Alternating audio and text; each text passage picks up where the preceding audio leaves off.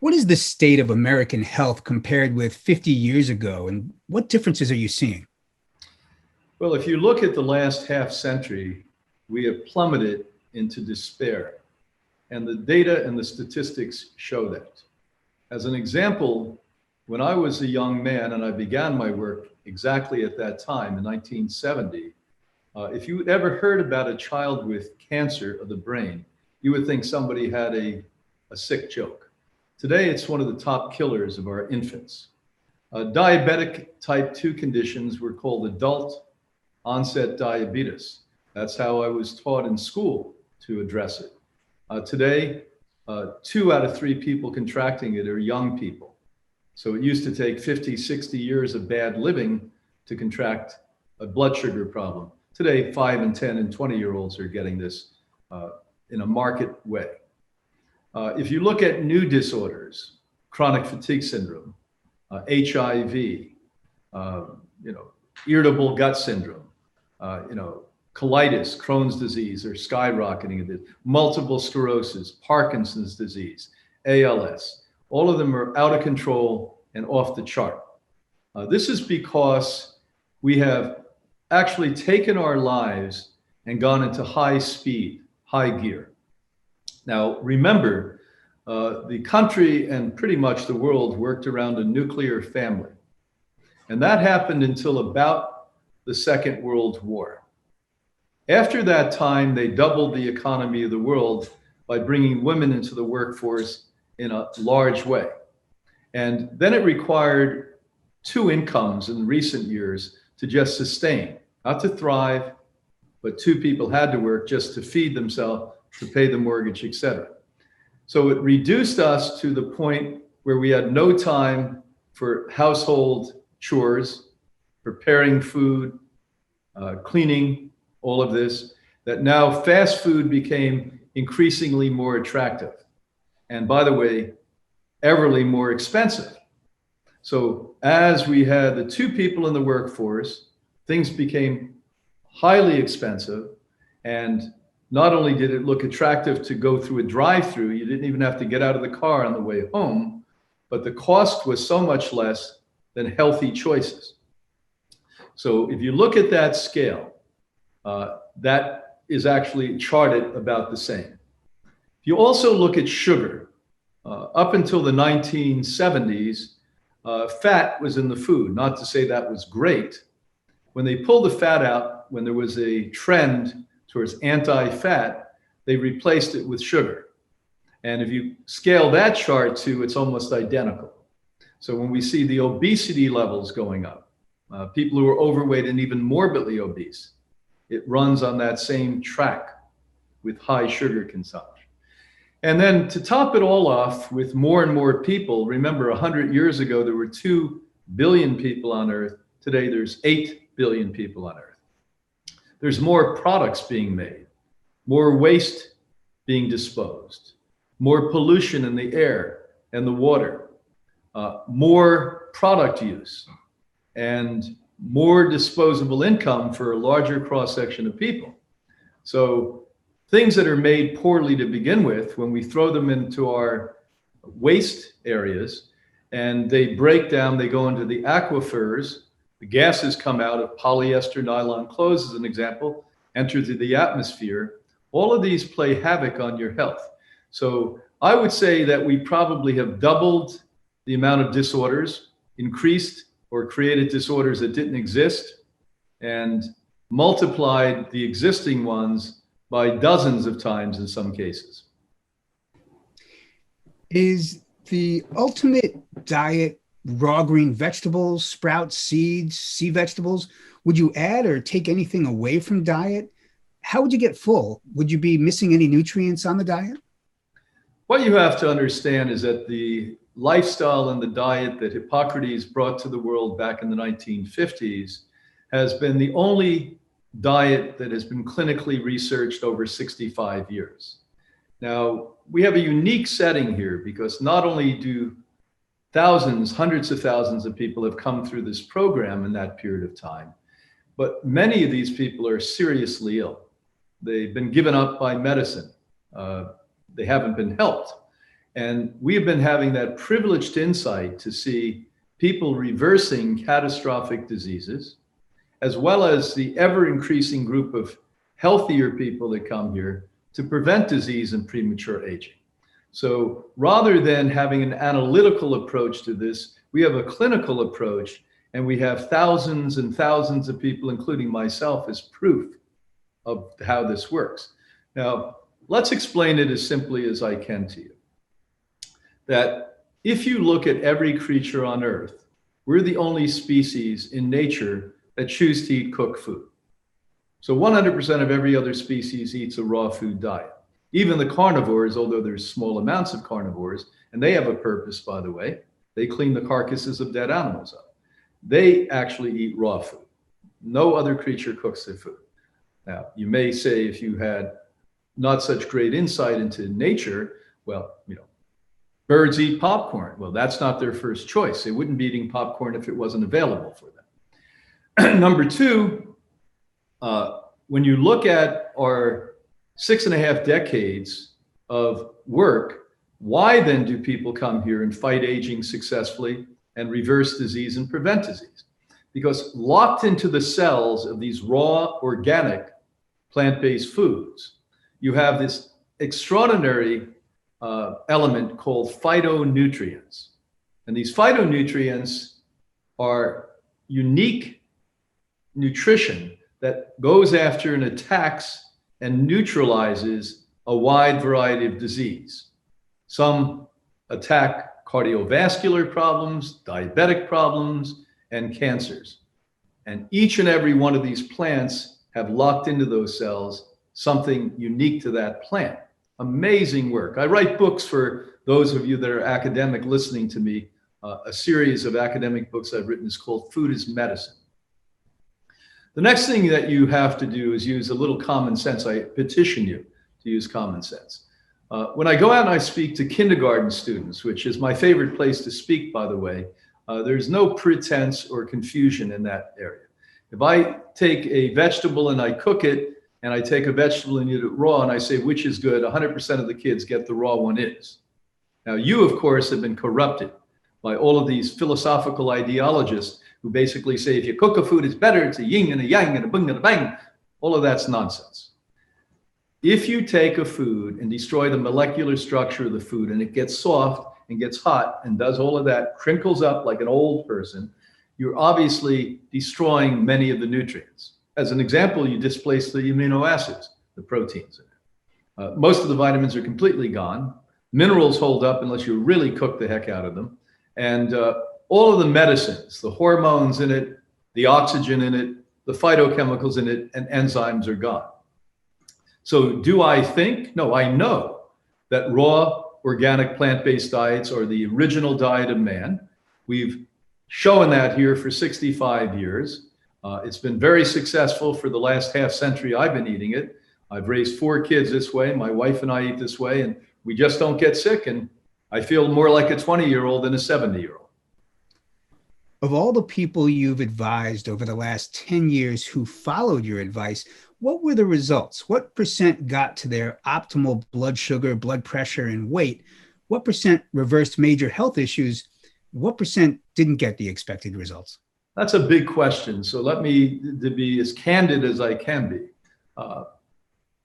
Everyone, if they maintain this diet, everyone, 100% unanimously, unless they had a kidney disorder, would get their blood pressure and blood sugar under control.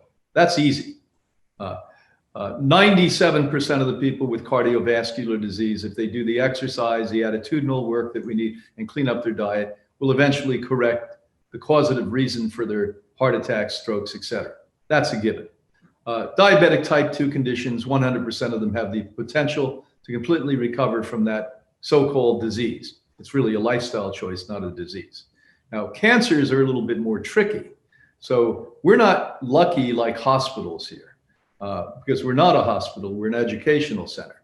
So when a person doesn't feel well, they go to the doctor, they go to the hospital, and they're told, well, you have cancer.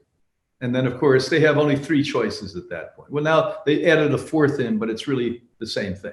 They say, we're going to cut you. We're going to do surgery. We're going to burn you either with radiation or chemotherapy, which is a big giant bomb. And now they've added a little excitement into it, immunotherapy. But by the way, in the United States, they force them to do chemo or radiation along with the immunotherapy. So it nullifies it, unlike in other countries where people are more important than profits. And so the reality is, when people come here, they usually have stage 4 cancer. We're lucky they have stage 3. So they really have been sick for a very long time. They've been bombed by chemotherapy and radiation. And let me put it in perspective. People with cancers that have 0 success long-term survival rates, we've had hundreds and thousands of those people bring about their own recovery. Not because it's magic here. This is hard work. It's like finding the socket with the real energy in it. And you plug into that, you have the potential to come back to life. Am I going to say that 100% of those people recover? No, I'm not going to say that, because there's an emotional factor. How weak is the person? Are they going to go back and do this 100%? Are they going to alter their lifestyle in a significant way or not? These are all variables. But that's the honest answer, the fair answer. But I can tell you, this is a heck of a lot better than dying. During the 20+ year period you spent looking at blood under the microscope, what clear conclusions can you make about the impact of food on our health? Well, this is really interesting because my wife, not me, but I was privy to this. I sat next to her and learned from her, looked at bloods of thousands, tens of thousands of people for more than 20 years. And one thing that is really interesting is healthy blood, which is rare to find, very rare to find, are round cells moving symphonically. It's almost like a Mozart concerto in that rhythmic way, in a clockwise manner. It looks almost like butterflies or lightning bugs at night, and moving with that gentle music behind you. We would see that in about 3 to 7% of the people, depending upon their age. More 7% with their below 15, and more 3%, above 50. The rest of people had something that French named called rouleau, and that's where cells stuck together. Now let me portray what's happening. Every cell has electrons in it. That's what actually allows it to move independently, have the energy field around it. You'd call it an aura, I guess, around it, and literally makes that cell attractive to nutrients and to other cells. So those cells ultimately become your bones, become your liver, your kidney, your brain. Every organ system is what those cells become. But because there's not enough electromagnetic electron energy in every one of those cells, because they're not that healthy, 10 or 20 or 30 or 50 or 100, depending on how sick you are, 1,000 cells come together to just get that little bit of energy. And that coagulated cell reduces oxygen, reduces nutrient uptake, reduces the ability to metabolize correctly. So you can either lose a lot of weight or gain a lot of weight that way. And more important, your brain and your organ systems do not work in the way and at the level that they should. So that we learned. And when we put people on this lifestyle, and we have them exercise, because exercise is as important a component as the food on this one, in a 3-week period, it was usually about 13 to 14 days between the testing, we would see about half of those people come back to somewhat normality. So they may not completely healed. I would say that's 20% are now all flowing and the Mozart thing is happening. And the rest are at least moving, and there's not lots of coagulated cells. It was one of the ways, of course, we can't call it diagnostic in the United States. We're such a free country. But what I can say is that when they don't get to that, you can actually measure the severity of their disorder. When those cells were really stuck together, because that shows a lack of oxygen. And it goes back to the research that was done more than 100 years ago, or about 100 years ago, where they actually showed reduction of oxygen impelled the growth of cancer cells in that one. And also more heart attacks, more diabetes, more strokes, all of the implications that you'd see with low cell movement and oxygen. Is reversing early stage cancer with lifestyle easy or hard or impossible? What about late stage cancer, and how do you do it? Well, it's easy as your mind wants it to be. I mean, I think if you ask me as a nutritional scientist, what the most important part of this, it's attitude. So I see people come in here, they have stage 1 nothing, they're kabishing and the problem, and oh my God, I'm sick, and they're not going to make it. And I see other people come in here with stage 9 cancers. They've been to the top institutes in the world, and they've been told, you're going to croak. And they say, no, I'm not. And they walk through fire and they heal themselves. So we now know through bodies of incredible science how imperative it is to have an upbeat view of your future. And if not, let me tell you, it destroys the immune system quicker than a hamburger does. So that's number one. So everyone that comes onto this campus and joins our programs gets psychotherapy. Most important thing we do here. Now, we also have an energy medicine department that is really taking and wiring your brain in a totally different new way. Things like NuCalm that put you into a deep state of relaxation that activate immune function, at an extraordinary level. So we're doing all of these things that we can to get that calm mind and active immunity happening. Now, with all of that said, a person's view of adopting another lifestyle is pretty important too. If somebody's saying, oh, I don't like the taste of this every time they eat it, it's not going to work as well as if a person says, maybe this doesn't taste like eclairs to me, but by the way, I know it's going to heal me. And that was the work that was done by the oncologist, Dr. Carl Symington, and somewhat Dr. Bernie Siegel, who was at Yale at one point, and in recent years, Dr. Bruce Lipton and others. And when you look at the power of visualization and intent, you do it and I do it every day in our life, but we don't acknowledge it.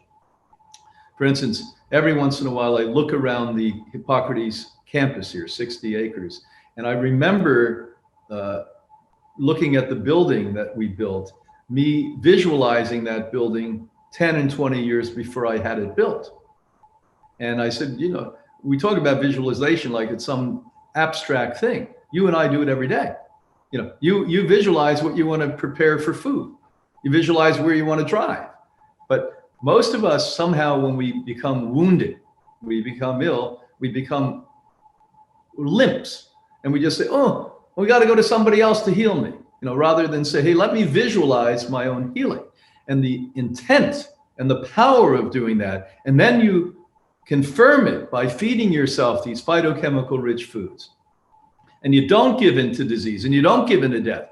That unbeatable combination always works. So when I've worked with those stage 9 diseases, let me tell you, I've worked with lots and lots of these people, tens of thousands of people, and I've seen them get well. They've committed themselves completely to themselves, not to a program, but to themselves. And once you get to that point where you're going to walk through fire and do whatever it takes to heal, you heal. What can we do to prevent against bone fractures? There was a study that came out recently saying vegans have more bone fractures. What did you think about this?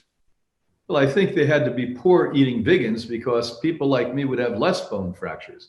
A mineral-rich diet that's living food would actually increase its ionic minerals. So whoever did that study was probably anti-vegan or went to Beyond Burger or Impossible Burger eating vegans or junk food vegans. People on all junk food diets, including vegan junk food diets, are not eating healthy food. Let's start with that. On the contrary, food has very little to do with bone strength. It's weightlifting that does. Anyone that doesn't know that shouldn't be doing studies on diet and bones.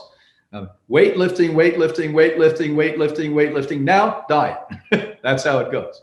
So when I had worked with people who have had osteoporosis, osteopenia, or do have it, or have fractures, the way that we bring about recovery, yes, of course, we eat this clean, pristine, incredibly nutritious diet, but that's secondary. That's way down the list. It's weightlifting. And what's also interesting, when you fracture a bone, that part of the bone almost never fractures again. Because when you break a bone, It's sort of like ripping the muscle, ripping the bone. And so the intensity, the cells come closer together and there's less opening between the cell. So the elasticity of the bone's not there to fracture easy. It gets really strong, almost cemented into place, is why weightlifting is number one. Now, what foods, by the way, have it? Arugula, as an example, has 8 times more calcium than milk does. And milk is not a good source of calcium for human beings. Great source to get cancer, great source to get diabetes, great source to get heart attacks and strokes and impel everyone to have more multiple sclerosis, Parkinson's disease, the list goes on. But you're not going to get much calcium, if anything. Matter of fact, that level of calcium globulated at such a high level for an animal that weighs 1,000 pounds cannot enter into the human cell in any significant way. So eat arugula. It's a weed. It's free, by the way. You live in a warm enough climate, free year-round. Spinach has 3 times more. And so when Popeye was eating spinach and saying it's strong, yeah, it builds muscle because there's a lot of protein too. And in fact, spinach has about 17% protein in it. And the reality is, but it also has major amount of calcium in it. But it's not calcium that people lack. I've been now since the 1990s looking at a very, very sophisticated nutritional profile on people. And in that profile, we find out that it's only 1 out of 125 women truly lack calcium. But what they do lack is biosil, which is silica, and biotin, which is an amino acid and protein, and weightlifting, weightlifting, weightlifting, weightlifting. Are all raw nuts okay to eat? Does the quantity matter? Should they be soaked? Should cashews and peanuts be avoided? Well, you just answered the first part of that question. Cashews and peanuts should be avoided. Peanuts are not a nut, they're a legume. They have an aflatoxin on it that we've known for about 45 years are carcinogens, cause cancer. Number 2, a cashew is not really a raw nut in almost any case, because to open up that very hard shell, it's like mahogany, it's so hard, they heat it up. Now, there's no laws on the book anywhere in the world, including here in the United States, that require you not to lie about raw. They can say raw and it's not raw. So because it's not post-roasted or cooked after they open it up, they say it's raw, but it's not. Any heated oil, we've known this for 68 years, 69 years now, causes cancer. So you don't want heated oil. Now, all other nuts are terrific. As a matter of fact, I'm always reading new research. I just love to do it. And in the last 10 years, 15 years, there's more data on nuts and the benefit they have on health than I've ever seen before. It's just coming in by the boatload at this point. And so pecans, amazingly good for the ventricles, the circulatory system of the body. Walnuts, cardiovascular system. Almonds, amazingly good for magnesium, the muscular structure, including the heart. But watch out, in America, that by law, they cook the heck out of nuts and they'll lie to you. So you have to get underground raw nuts now on that. Most of the nuts that you're getting raw in America now come from Italy and other countries like that. Pistachios, raw pistachios, unlike the red ones I used to get red dye from as a kid at the circus in New York City. These are terrifically good for energy on you. Hazelnuts, amazingly good. One of the staples in Europe. What that does for muscle structure and bone structure, terrific. Teeth in the body. So I'm a major fan of nuts. And by the way, it's a great transition food for people who are abandoning, thank God, meat, including fish and turkey and chicken and pork and all of it. Because it gives you that filled feeling, that fatty feeling, and it's familiar enough to you. And how I had to break myself, because I wasn't one of those people who didn't like meat. I liked meat the day I gave it up. Basically, we made them in the shape of a burger. We made them in the shape of a loaf at Thanksgiving that looked like a turkey. And whatever it takes, you just can't be foul enough to kill an animal and eat it and think you're going to get away with that one. Dr. Wilcox out of Harvard University said it so well a few years ago. He said, we think we're getting away with murder when we murder to eat, and they murder us in the long run. Yes. Are raw seeds, including pumpkin, sunflower, sesame, flax, chia, hemp, and poppy, ideal to include in our salads 7 days a week, 365 days a year for life? Do It you need to limit the sounds quantity? exactly like the salads that I'm eating. I put 5 seeds in my salad. The only one you have to watch out for if you're going to get a job interview is poppy, because poppy have opiates in it, but incredibly good for you. My grandmother was Hungarian, and I ate a lot of poppy seed cake. That wasn't the way to eat it, but raw poppy seeds are terrific. And soaking nuts and seeds make it much, much easier for the body to digest. Letting them sit and germinate, get a little tail on it, can make it between 20 and 75 times more easy for your body to digest. Remember, even those of us with very good digestive tracts, if you look at your stool after you consume these, even if you chew like an animal, we should chew like an animal. We don't know how to chew. Basically, you're going to see them come out with whole pieces. Now, sprouting them make that whole thing go away and amplify the average nutrient by 8 times. What does Brian mean? He means 8 times more vitamin A, B, C, D, E, etc. Wouldn't you want 8 times more? Wouldn't you want it to digest in the body? Wouldn't you want to save more money? Because I take a seed and I put it in water, it's going to blow up 3, 4, 5, 6, 8 times its size. Isn't that interesting? So I'm getting more from my money in that one. And, you know, sunflower, which is a very inexpensive one, is highly nutritious with a lot of vitamin E in it. Incredibly good. The first antioxidants they discovered was vitamin E way back in the 1950s. And vitamin E, by the way, protects your free radical damage, the ultimate biological cause of all aging and disease. Do you recommend raw sprouted beans like chickpeas, lentils, lima beans as a part of an ideal raw food diet? Absolutely, we do. And they're not so tasty, to be honest, like a nut and a seed. So many times people smush them up in a food processor or blender, and then they add garlic or onions or sauces or other flavors, or fill them full of vegetables, and they're incredibly good for you. I mean, to give an example, chickpeas 25% protein. You're worried about protein. Red meat's not that. And by the way, unless you slaughter the animal and drink its blood immediately, you're not getting a complete protein. If you cook it the way I used to when I made steak, that's not a complete protein. Chickpea that's sprouted and you eat it, 25% protein, not 19%.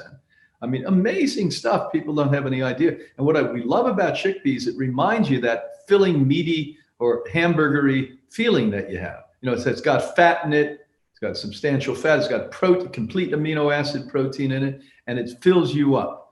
So all of these nuts and seeds and sprouted beans and mushing them up and making different preparation really give you an ability to maintain a raw food diet without feeling you're hungry all of the time. Remember, the hunger is almost always emotional. And I was mentioning this here on campus today, speaking to the guests that are here, that when I was a kid, I never heard anything other than, "Are you filled up?" Every meal, every time, several times, my mother and father would say the words, "Are you filled up?" Don't leave the table till you're filled up. So what did I learn? What did a lot of you learn out there? Filling up is what matters. Not being nourished, not being satiated, but filling up. So you have that in your head. So you want to be filling that filled feeling. It took me decades to get over this, to be honest with you.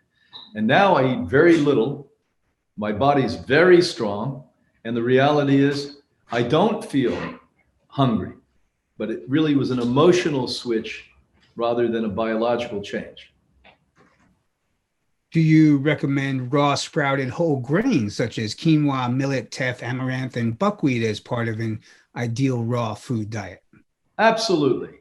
I mean, I think that the grains we focus in on is teff, an Ethiopian grain, quinoa, South Central American grain, millet, a European grain, buckwheat, a European grain, kasha, that's known as, amaranth, and they're the top grains because they're high protein, lower forms of carbohydrate, so they give a lot of building to the body, most nutrition. Locked into these grains are phenomenal nutrition. Now, nothing wrong with the other grains you mentioned. If you don't have an allergy to anything, every grain is good for you. And what people love is bread, especially Europeans. All of us, we were brought up with bread. So you can make breads out of these without cooking it, killing it, and making it bad for you, and breaking down the sugar. Remember, one of the problems why you got chubby, why I got chubby, is because we were eating breads, we're eating pasta, which is just like bread and noodles, eating potatoes. And it's not directly eating sugar, it just takes 20, 30, 40 minutes later, and then it breaks down to sugar. So that's the problem people have. And if you sprout them and grind them up, make them into breads or tabbouleh salad or whatever you choose to do, it's a very familiar thing that's much sweeter, much tastier, and nutritious rather than lack of nutrition. And they don't break to sugar. From a health standpoint, should we try to add oils such as flax, hemp, and walnut oil to our diets, or should we try to avoid them? Now, the consensus out there with a lot of the cardiovascular focused doctors, some of my colleagues and friends, is no oil, oil's bad, God says no oil. I don't agree with that. There's a whole body of evidence, I hope they read someday, that show the incredible benefit that oil has for prolonging memory, mentality, energy.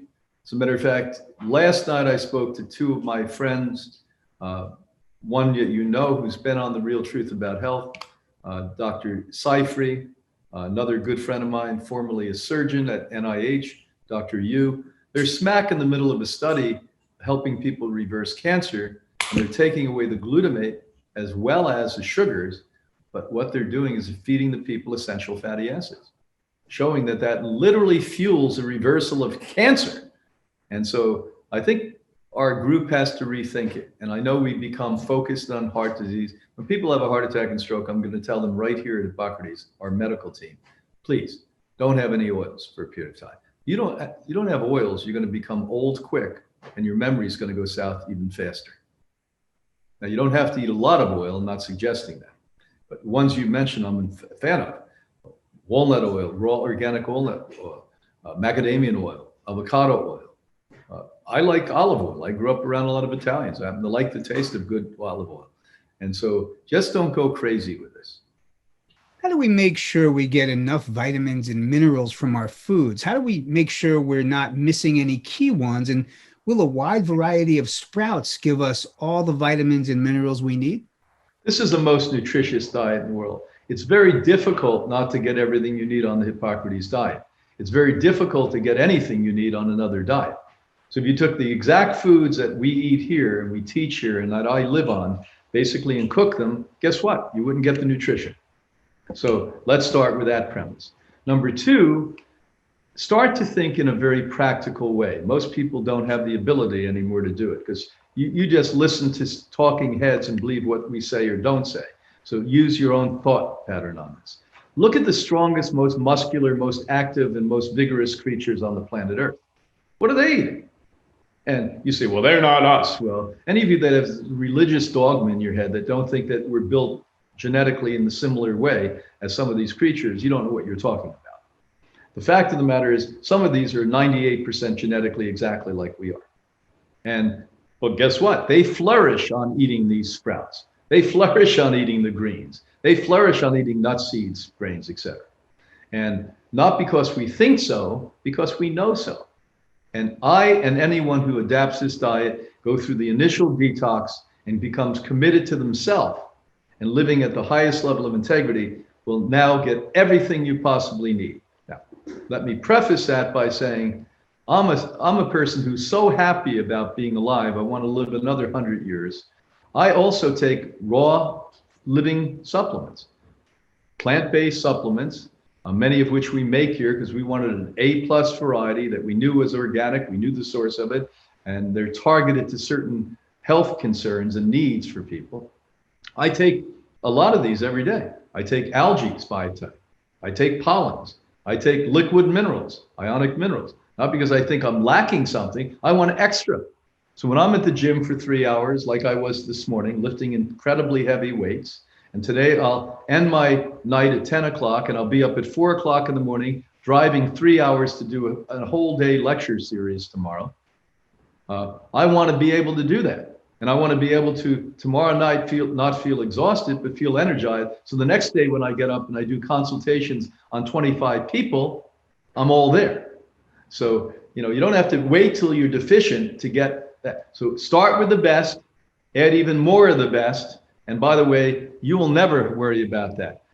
Where you get deficiencies is cooking and processing foods, eating animal-based foods. And by the way, eating foods that are not organic, grown in good soil. How do you permanently get rid of candida 100% once and for all? Sugar's got to be a word that you don't know how to spell anymore. You don't know how to say. You don't know how to go near. So everything I just mentioned about 8, 10 minutes ago, all the pastas and the breads and the potatoes have to go. Sugars have to go, including fruit.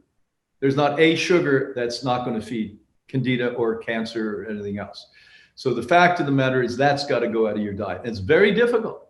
And I may say this, after all these decades, we knew what, maybe 40 years, 45 years, we've known what candida is. It's harder to get rid of that than some forms of cancer. It's really difficult. So picture it, I wrote this in one of my books, as being gasoline spilling on the entire floor of the room you're sitting in now listening to us. Think about this yourself. Now, let's say we freak out and there's 20 of us there. We all get on our knees and we take rags and we clean it, we clean it, we clean it, we clean it. And 99% of that gasoline's gone.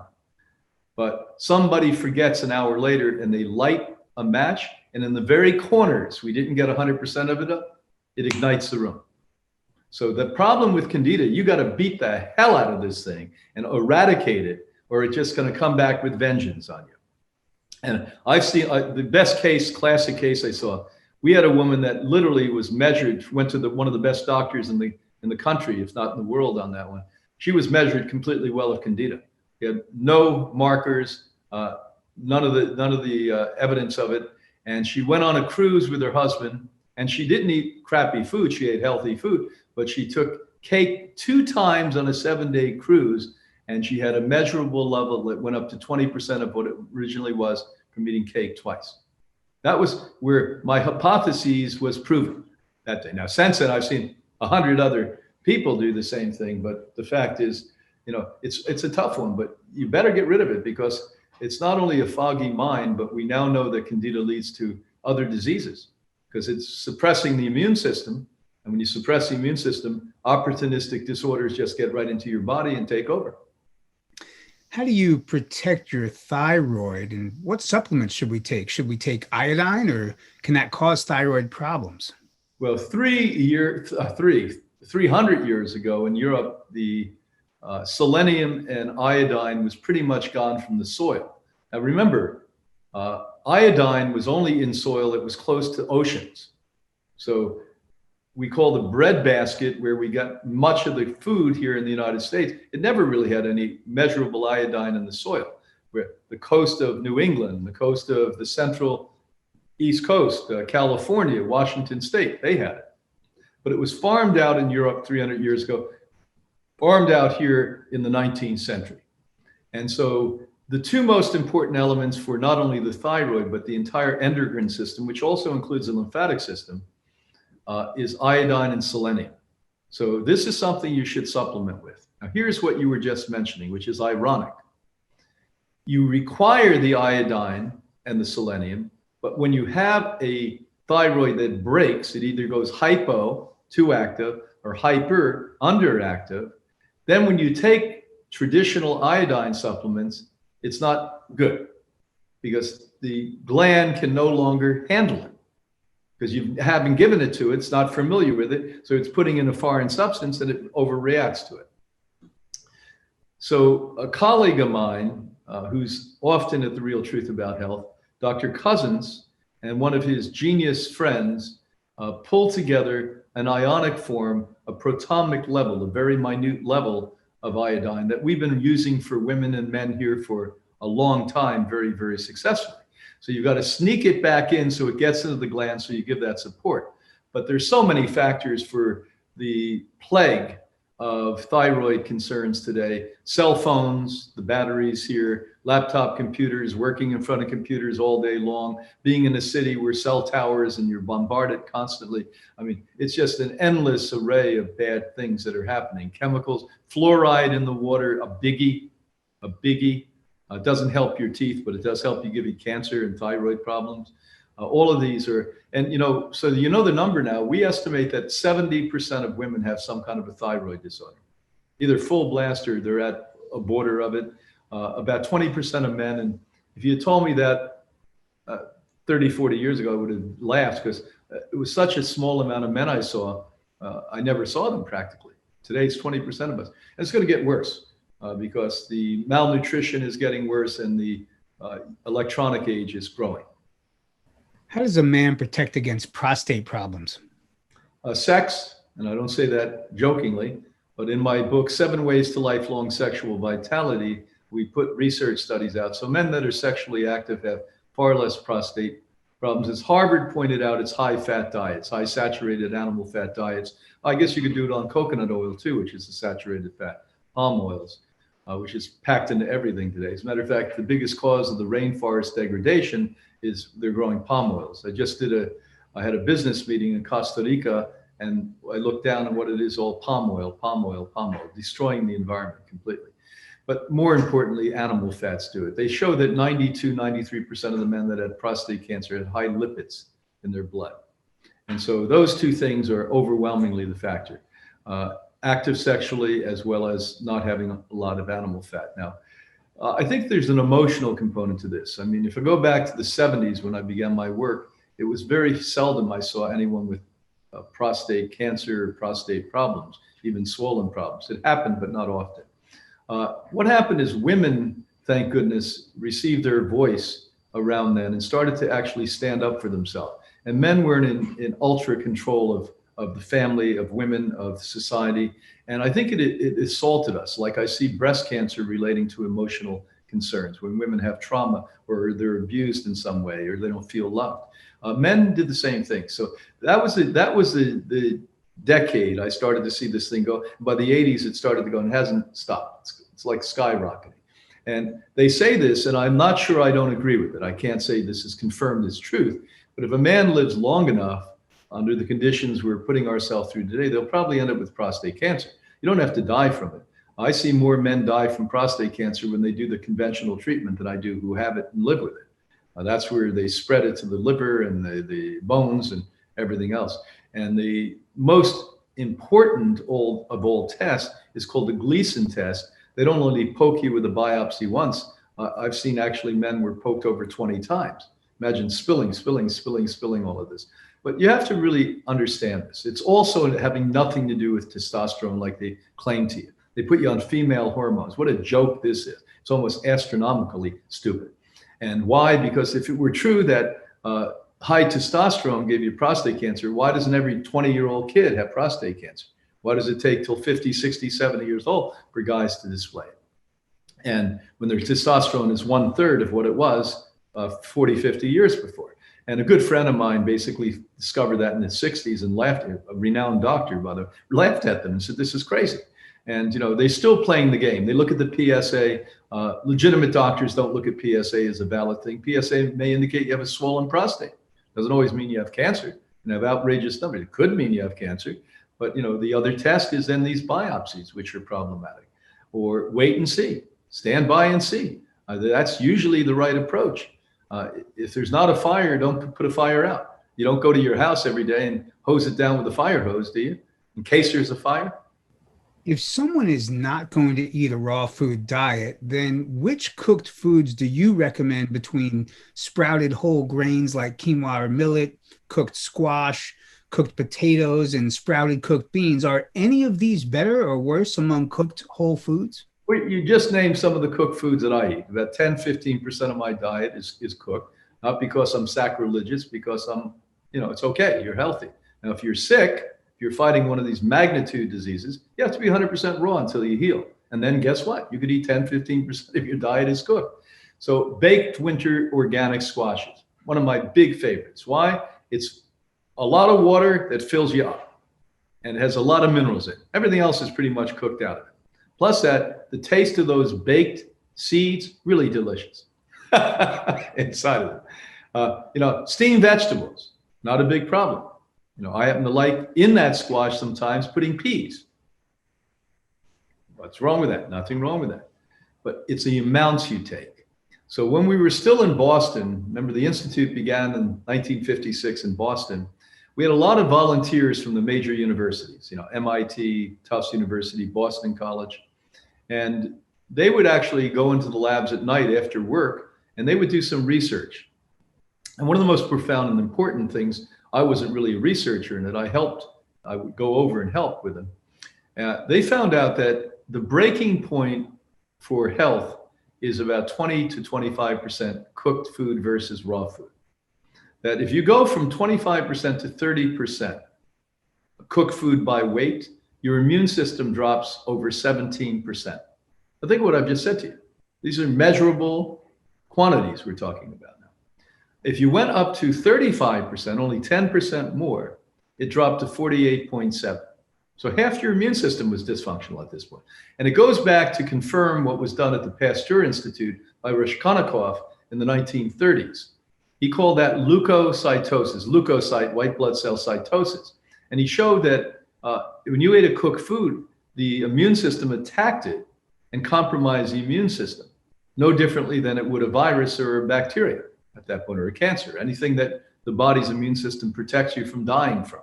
And so you don't want to do that. So always stay under that 20%. I stay under 10, 15. 2 days a week I fast. I'm fasting right now as we interview.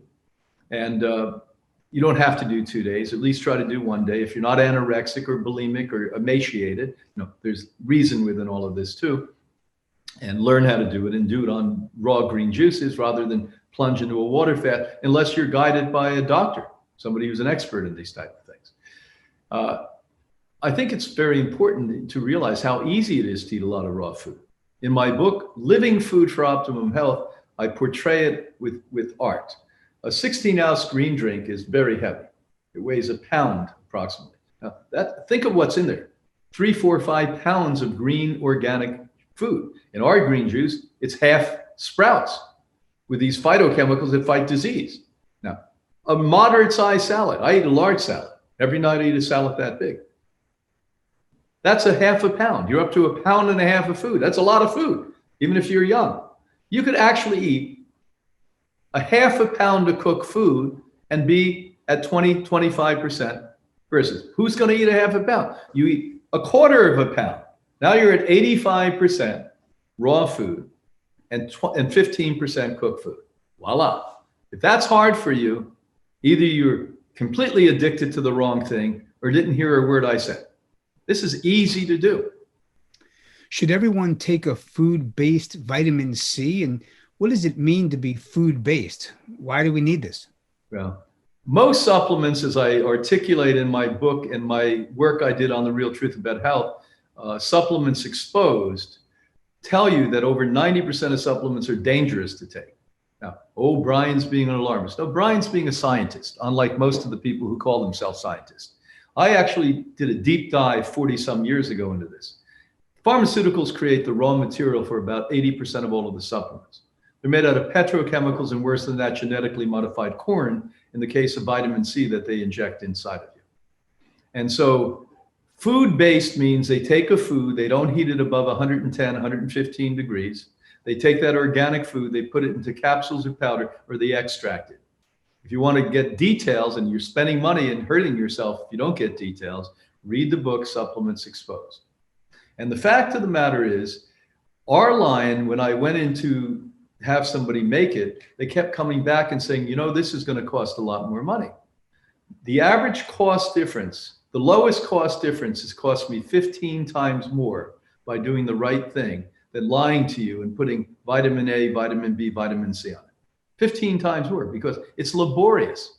Once we knock off a formula of ascorbic acid, which the Merck of Germany during the war, when they were also making gases for the gas chambers, made the first synthetic chemical supplement called ascorbic acid, which is 97% of the vitamin C on the market today. It's not vitamin C.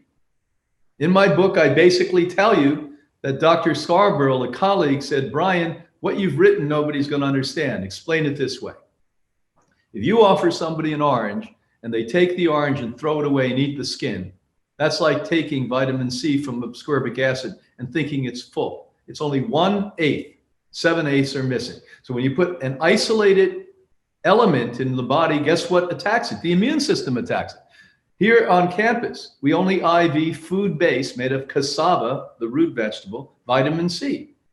Almost all alternative doctors use the less expensive corn-based or petrochemical, oil-based vitamin Cs. that, by the way, you're putting genetically manipulated. Would you take oil and stick it in your body? But, oh, they're the holistic natural doctors who know all. Well, do they? Maybe they don't know. Maybe they're not con artists. Maybe they're not lying to you. Maybe they just don't get it. I'll give you a great story. Several years ago, Deepak Chopra wanted me on his radio show. And I must say this about him. He's incredibly bright. Unlike most people who have interviewed me, he read 2 of my books the night before and read it. I know he did because he was quizzing me. I couldn't answer some of the questions. I forgot what I wrote. And he finally got to Supplements Exposed, and he said to me, you know, when I was in medical school, there was only one formula for vitamin C, one formula for vitamin E. He said, you're telling us that what you go to the field and collect and then gently dry without cooking it and processing it has substantially more benefit than one I make in the laboratory. But why, if that's true, do you have the same formula? So I said to him, in the Deepak Chopra way, so he and his audience would understand it. With your wisdom, you must understand there's subcultures and nuances that may be the very elements that make the vitamin C work, that when you isolate something and mimic what you believe a vitamin C or vitamin A is, you're now not authentically giving the full amount. And he got it. But most people don't get it. You go to Costco and buy the vitamin C that's the cheapest. You get the bottle at the pharmacy that's least expensive because all of them say vitamin C, but are they the same? It's like saying the sky is a concrete building. Well, if you believe that, you know, the sky is better than a concrete building. Should everyone take alpha lipoic acid? What form should we get it in, and why do we need this? Well, that's one of the great findings in Italians. I love the Italians. They have a great sense of humor, and they're many times genius and culturally rich. They were messing around with yeast, and they found a protein in yeast by mistake, to be honest. And they found out that this thing does something to the immune system that's unique. Activates particular fighter cells and killer cells within the immune system. So I'm a major fan of alpha lipoic acid. And let me inversely tell you, when we do these deep dive, sophisticated nutritional profile tests, when people lack alpha lipoic acid and CoQ10 and glutathione, they're either diagnosed sick already or they're going to be diagnosed sick. These are incredibly important elements. Now, you do get this in a lot of the raw foods and the sprouts, but the reality is to take extra, especially if you're suspect of being weaker or sicker than you should be, or being sick or aging prematurely, a fan. Now, so they don't make too many bad alpha lipoic acids because it's pretty cheap to make and easy to make. Just watch the additives and look at the quality of the company. You know, we use them from Jarrow on the street, which is okay, and then from Orthomolecular, which is a medical grade form of alpha lipoic acid, which, you know, is A++. Should everyone take an ionic form of zinc? What does ionic form mean? Why do we need this? So if you look at minerals, I mentioned this briefly, but didn't describe it. Inside of plants, they have electrical charge. They're amazing. They're like little stars bouncing off. You look up the stars and you see stars shooting. That's what they're like. And finally, a company called Eden, I think they've helped to sponsor our Real Truth several times, realized that after he himself, through taking inadequate minerals, healed. He was really catastrophically ill decades ago and replicated it. I'm saying this in a crude way. It's not quite correct, but he sort of electrocutes it. So creating that spark. So that's what the human cell's looking for, that energetic field. It's not attracted to a ground up piece of rock. And so this is a problem because most of the minerals you're buying are completely a fraud and dangerous to take. Even the US government had to intervene about 4 years ago because they were finding that uninsured women were costing about $8 billion a year in America alone from strokes they were having taking calcium. Because calcium tablets are generally made out of ground up oyster shells that aren't calcium the body can use, but they're great to clog up the artery going to the brain. That it's great at, and other arteries, but that one somehow it does a really great job there. Eggshells in some rare cases, and worse than both of those are chalk, which also causes cancer. So that's what almost all of the calcium on the market is. An ionic form, and what I just mentioned earlier from a plant like an arugula or like a spinach, or like a dandelion green, like a sprout. You get the same thing with an ionic liquid form of it. So that's the only form of minerals some people should take. And the advantage is these are less expensive. They're less expensive and they work without coagulating in ventricles of the body. Should everyone take an organic raw green powder? And why do we need this? I choose to. I don't think everyone needs to, but again, I like to stretch my energy field. So the fact of the matter is, we make an A++ one. It's called Life Give Super Greens, and it's much better, more comprehensive than the average multivitamin, multimineral, because in the plants that we put in there, organic plants grown in great soil and sea plants, you have an extraordinary full spectrum of these nutrients with those cofactors I spoke about. So they come in capsules. Some people don't like the taste of it. I happen to love the taste of all of this stuff. So I just put it into my juice. One of the things I do, Anna Marie and I every morning take a large container with water in it, one of these shaker bottles, and we put 17 different powders in there. There's 17 of 20 other supplements I take, but the 17 of those. And in that, I always put this Life Give Super Green powder. Now, there's two other companies that make A++. Other ones are not. They're B, C, or D. Some of them are F because they cook the things and they tell you they're raw. But the fact of the matter is, the guy who invented green powders, Mitchell May, who someday The Real Truth has to invite in, he has a wonderful story, by the way. He created the very first green powder. That's Synergy. And then Vitagreens on the West Coast, they're A++ too. So Life Give, Vitagreens, or Synergy.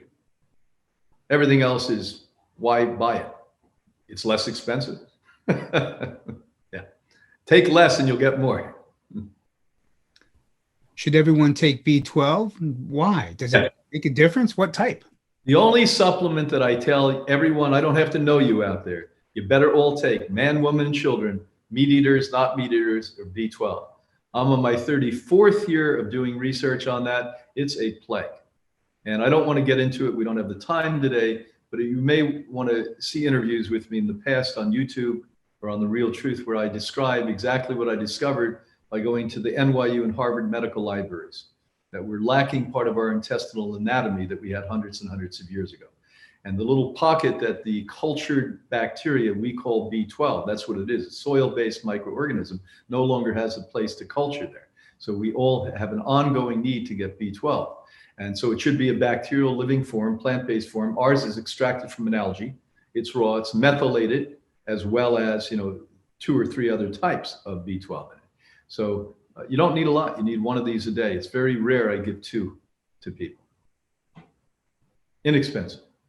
Should everyone take flower or bee pollen? Doesn't it have sugar in it? And why do we need this? Now, it has little to no sugar. It has major amino acid proteins in it. Really, really moral vegans. And I must say, I like to perceive myself as a moral vegan, but I must not be, because sometimes I'll take the bee pollen, and they do abuse the bees. Let's not be, hidden about that. They actually, if you look at bee pollen until they filter it, it has wings and legs and everything else of the bees, because the bee's trying to get itself into the queen bee.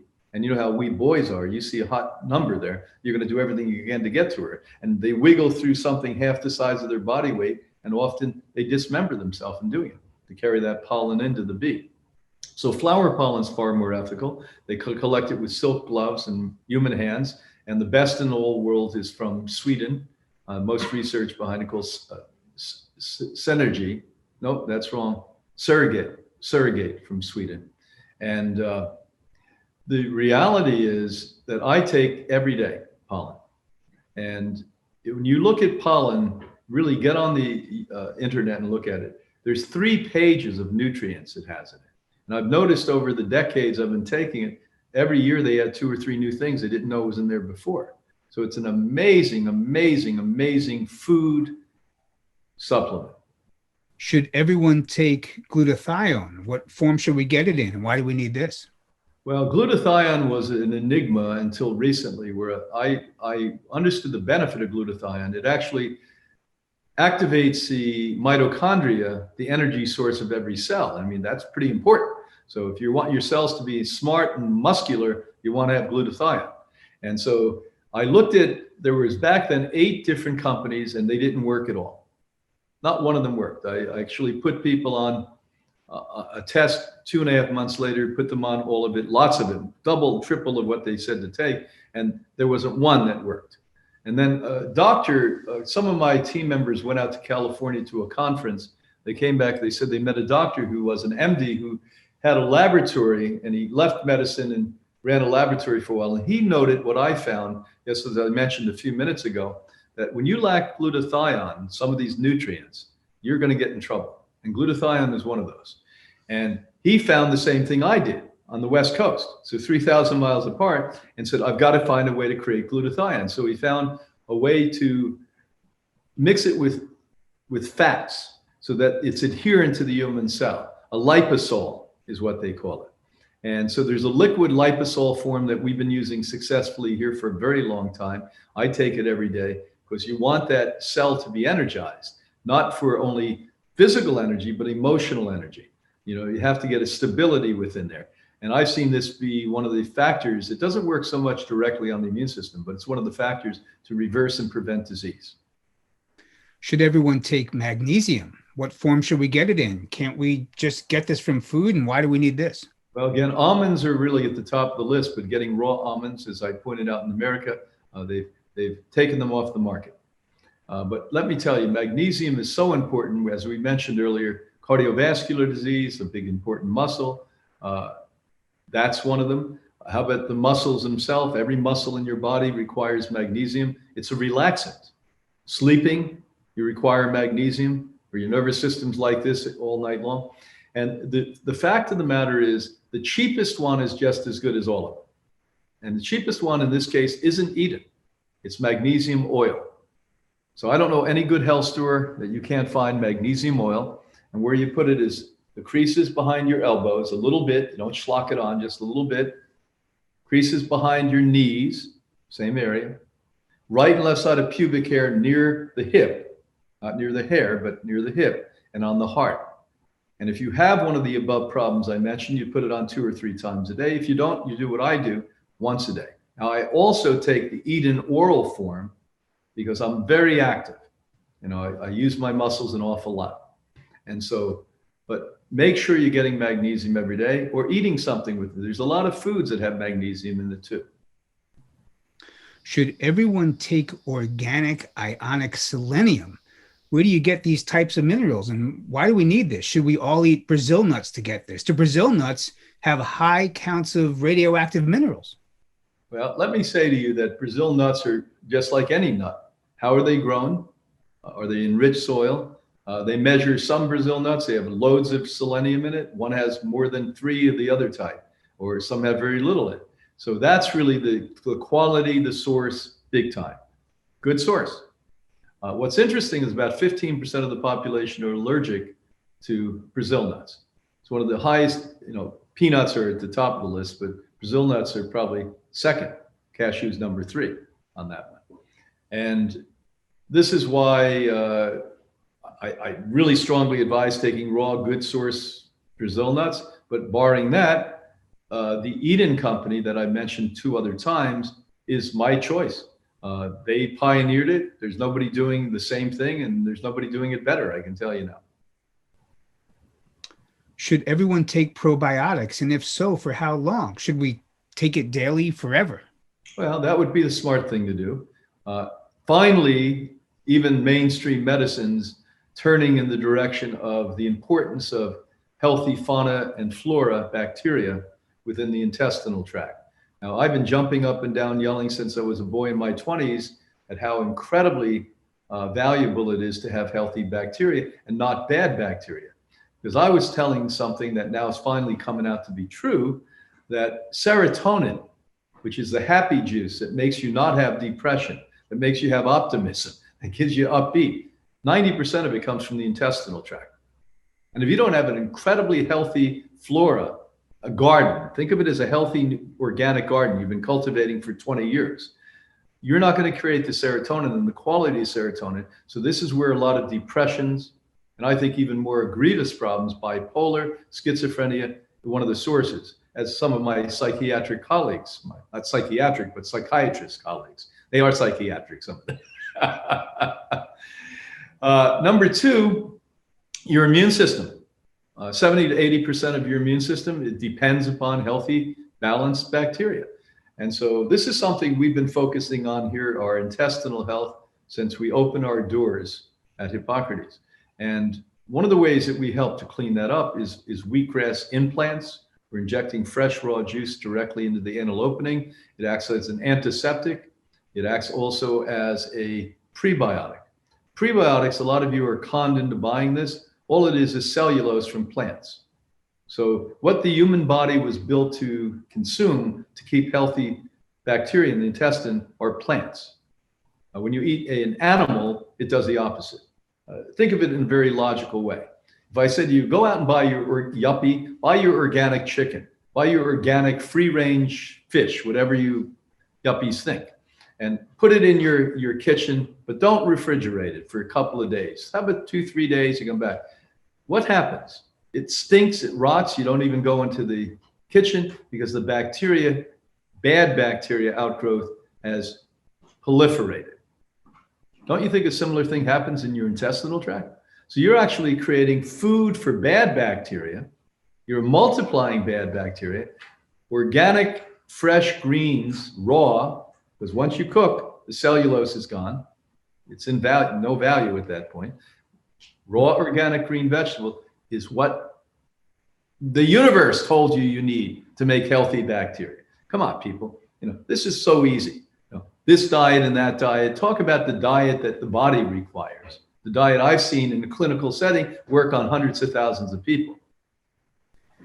Should teenagers take these supplements that you recommend for adults? B12, algae, organic raw green powder, flower or bee pollen, zinc, selenium, magnesium, food-based vitamin C, alpha lipoic acid, and glutathione.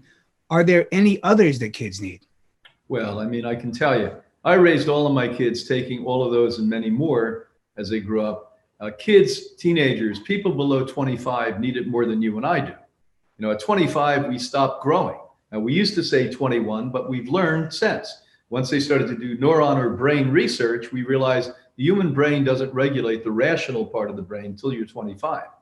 We may stop growing at around 21, another 4 years. So that's when your kids are still freaking out at 24, wait a year or two. They may calm down a little bit. I learned I started to have normal relationships with my kids in their late 20s again. But the truth of the matter is they are growing. They are developing.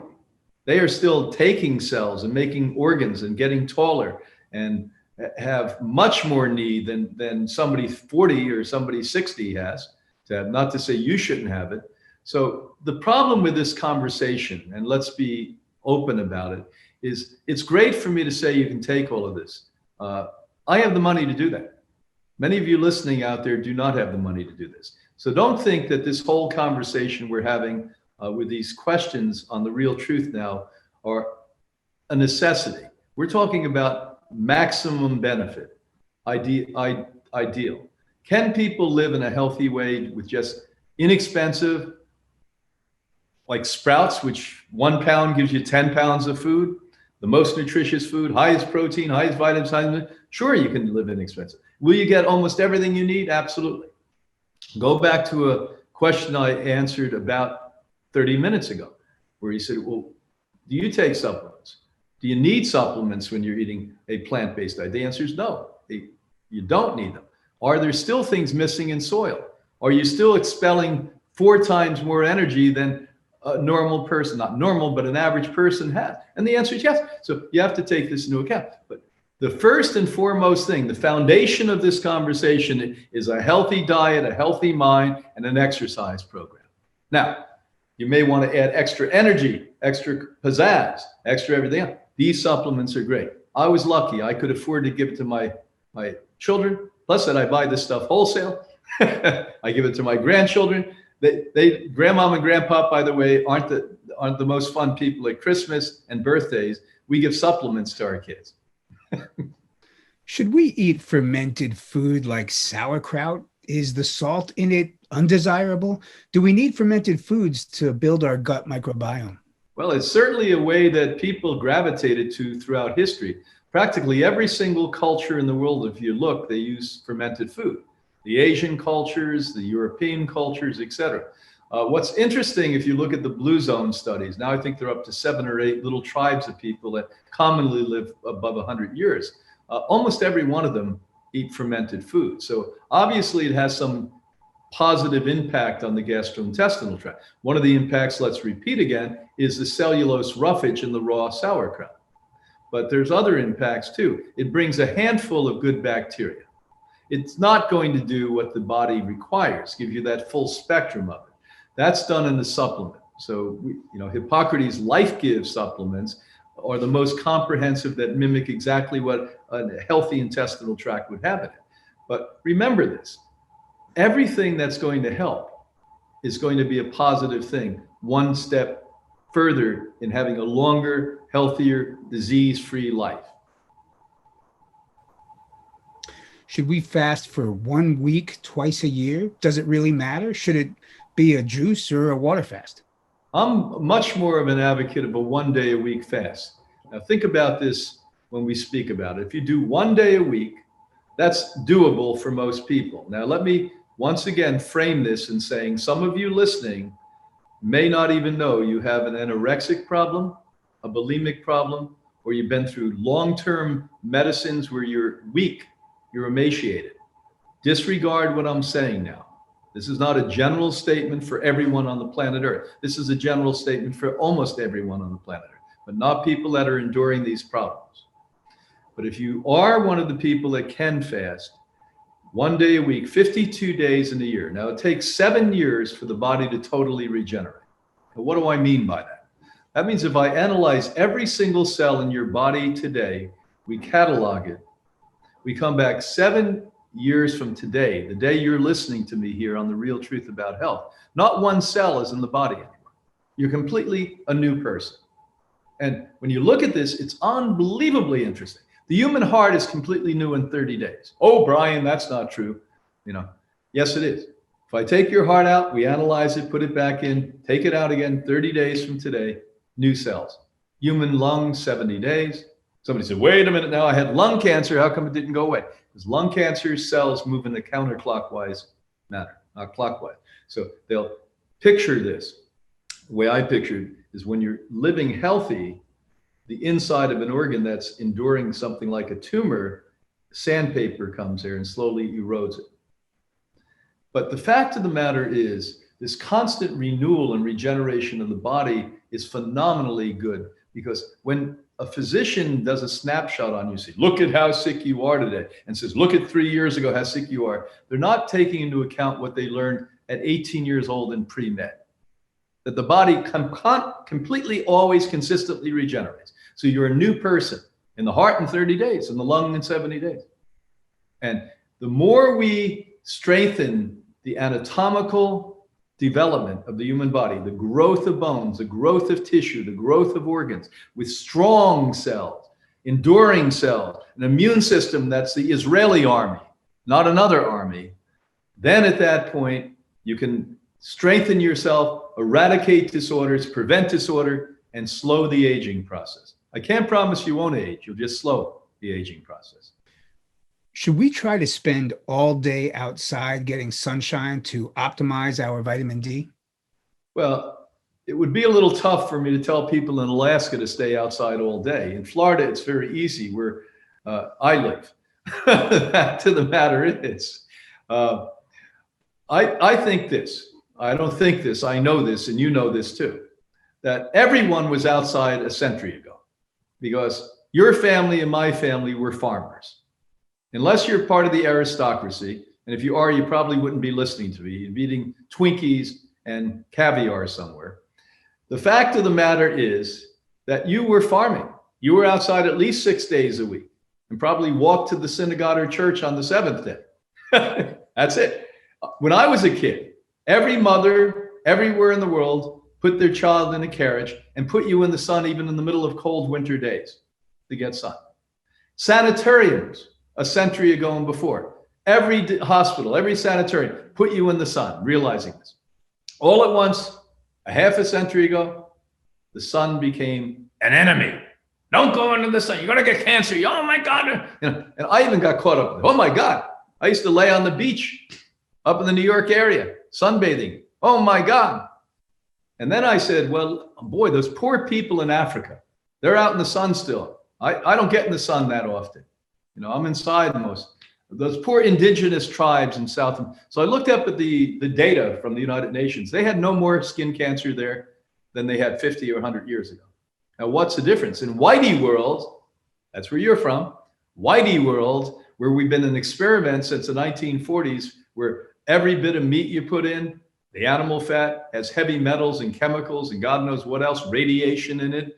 And now when you go into the sun, why you and I should go there is not to get vitamin D, but to activate and strengthen the immune system. There's no one element more powerfully important to activate your immune system than the sun. Attitude is a close second, but the sun is right up the top. That's why when you and I sit in the sun, we're doing nothing and we feel unbelievably good and strong. We come out, oh my God, you may have been tired. You get off that chair and you feel empowered at that. There's a reason. And we always were in the sun. So should we be outside every day? Yeah, it would be great. But if not, in my wife's country of Sweden, if you go all the Scandinavian countries, in appliance stores where you buy dishwashers and refrigerant, every one of those stores have a variety of sunlight, sun lamps that you buy.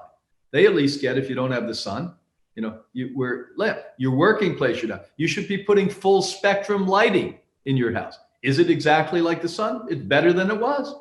It's probably 80, 90% as good as the sun. And when you're home, I have two outfits, fancy outfit you're in and shorts.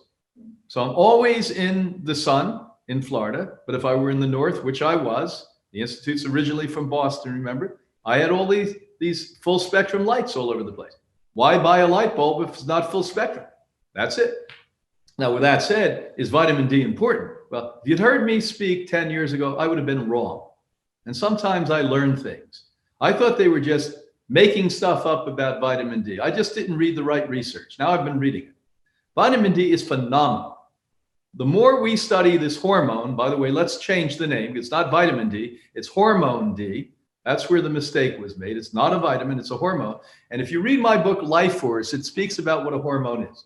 A hormone is the language within the human body. It's how cells communicate with one another. And why you want a healthy conversation between cells is so they don't go off and do something weird. You want them to be communicating, acting together symbiotically. You want them to be a force of nature. That's all for the good. And you need the hormones there for it. And vitamin D does it. Now we know that every single one of your cells in your entire body have vitamin D receptor sites. What does that mean? God, nature, and the universe says vitamin D is that important. Now, here's something we learned during that Fiasco 19 episode that we were all just put through. That in the bottom of your nose, you have 8 times more, the cells there, 8 times more receptor sites for vitamin D than you do any other single cells in your body. Isn't that unbelievable what evolution did? It actually said when you're breathing in viruses and bacteria and microbes and dust mites and all of these things, that we're going to put 8 times more vitamin D at the bottom of your nose. So it kills those little things when they come in.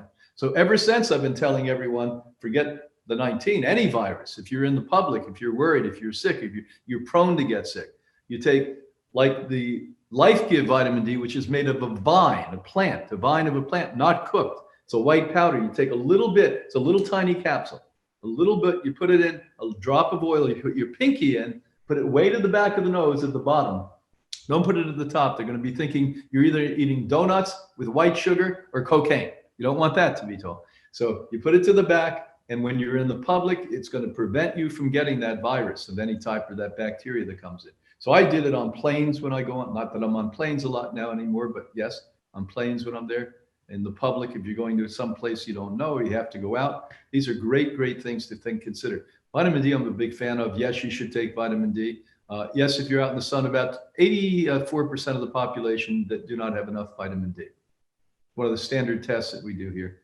And yes, you can inject food-based forms in, that helps you, but you got to maintain it. You're not going to constantly inject. It's not even healthy to constantly inject. What are the 5 most powerful things we can do to protect ourselves against wireless radiation?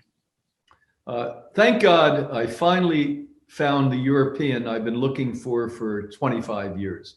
I was working with the Swiss. It didn't work out. They had a very expensive unit that they weren't willing to put into 110 for the North American and South American marketplace. So a Russian called Shnurov, he's actually formerly a PhD that worked with the Navy of Russia, was brought in when they were having young men get sick and die who were in submarines with the 5G technology.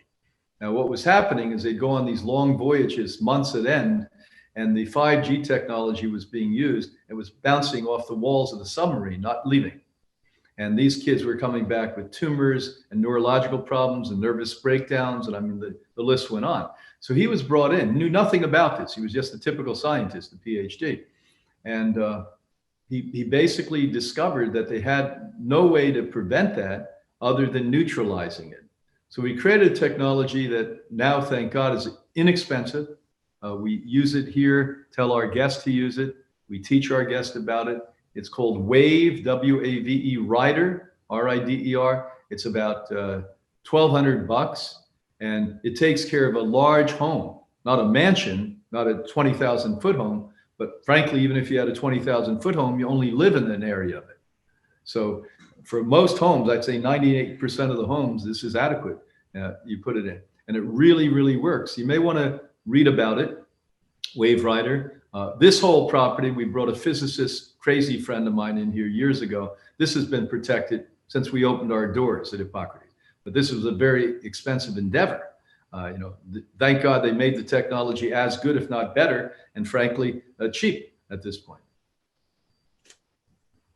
And now, number 2, on your phones, you should be putting a shungite form of geometrics that we put together called HHI 360. It's a little one that's the best one, takes care of 5G directly on the phone. They have a larger one that you put on the bottom of your router, if you're near that. I also have that in my electric car. I put it there. Also, around my neck, you're going to see HHI Pulse. Now, this was different technology developed by Germans and Russians. And I learned about this a number of years ago in Europe, and I brought the doctor here because I liked him so much. I wanted to see if I was wacky. And I sicked my bulldog scientist friends on him. And we all fell in love with the guy and said, this is a legit guy. And my wife, Anna Maria, because I got impatient with the German mentality. I love them, but got impatient. They made this. And this you wear near the solar plex, should never come off 24 hours a day, 7 days a week. And this acts like a lightning rod. It doesn't eliminate 5G from the atmosphere. That's ridiculous. This acts like the lightning rod that collects the 5G. It's more attractive this is than your body for it.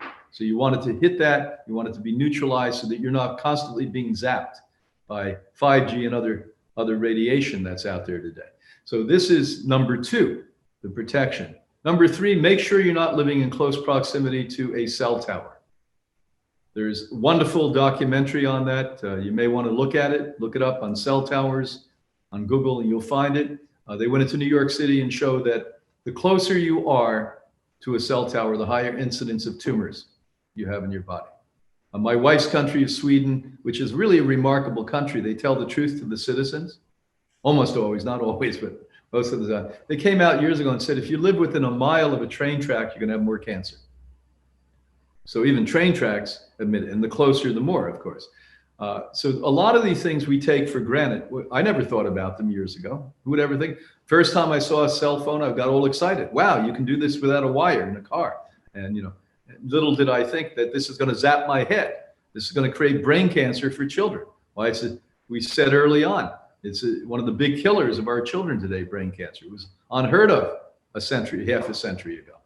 And so these are things, staying away from that. Also making sure if you live inside of an apartment building where you have people below you on the side of you, you must get these protection devices. If you're out in the countryside and you're not on computers more than an hour a week, forget everything I've said.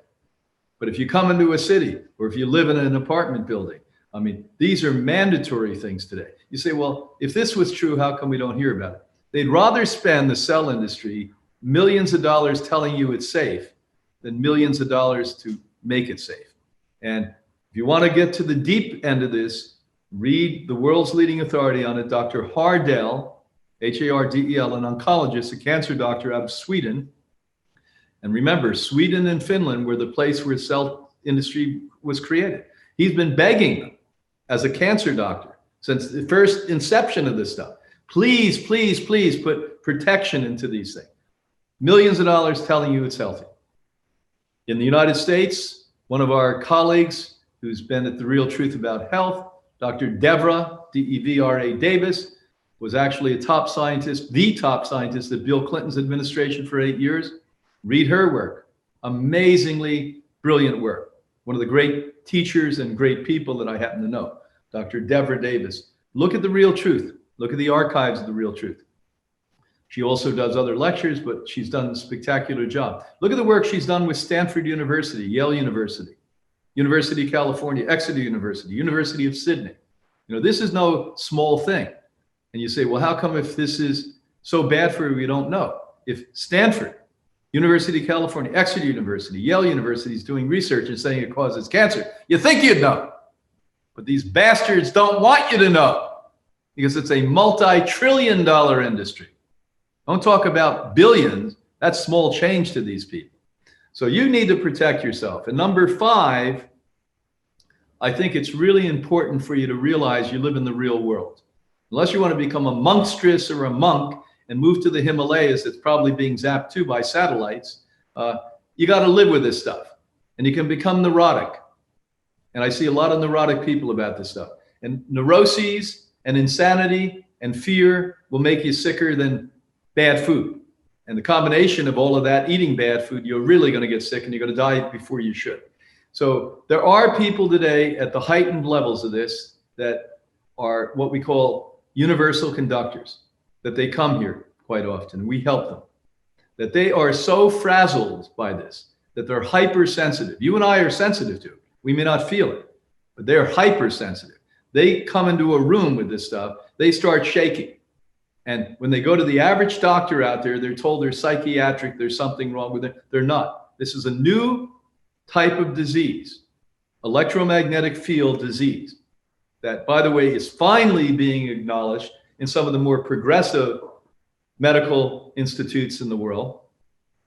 Up until now, they've been put into nut houses, these people.